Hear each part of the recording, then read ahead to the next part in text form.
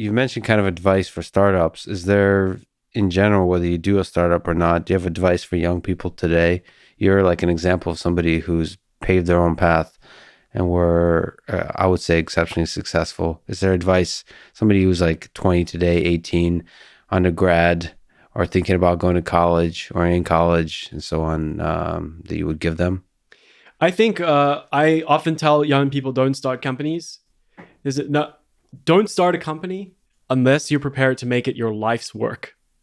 Like, that's a really good way of putting it. And a lot of people think, well, this semester I'm going to take a semester off, and in that one semester I'm going to start a company and sell it or whatever. Right. And it's just like, what are you talking about? It doesn't really work that way. You should be like super into the idea, so into it that you want to spend a really long time on it.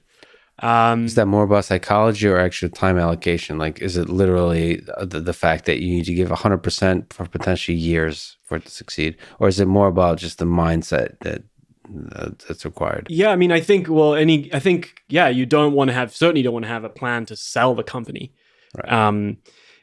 Like quickly or something. Or it's like a company that has it's like a big fashion component. Like, it'll only work now. It's like an app for something.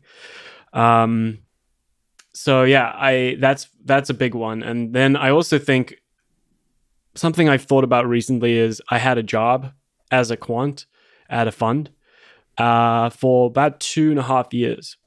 And part of me thinks if I had spent another 2 years there, I would have learned a lot more and had even more knowledge to basically accelerate how long Numerai took.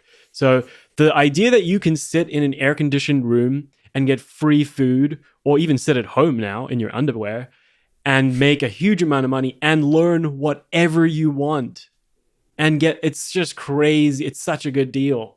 Yeah. Oh, that's interesting. That's the case for, I was terrified of that. Like at Google, I thought I would become really comfortable in that air-conditioned room. And that I was afraid the quant situation is I mean, what you present is really brilliant, that it's exceptionally valuable, the lessons you learn, because you get to get paid while you learn from others. If you see jobs in the space of your passion that way, that it's just an education. It's like the best kind of education. But of course, from my perspective, you have to be really careful on not to get comfortable.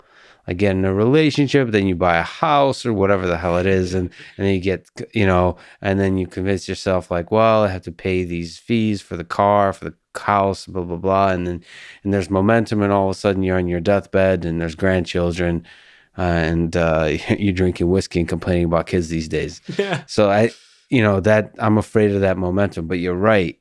Like, there's something special about the education you get working at these companies. Yeah, and I remember on my desk I had like a bunch of papers on quant finance, a bunch of papers on optimization, and then a paper on Ethereum just on my desk as well, and the white paper. And it's like, it's amazing how kind of, and you can learn about, so that I also I think this like idea of like learning about intersections of things. I don't think there are too many people that know like as much about crypto and quant finance and machine learning as I do. Mm-hmm. And that's a really nice set of 3 things to know stuff about. And that was because I had like free time in my job.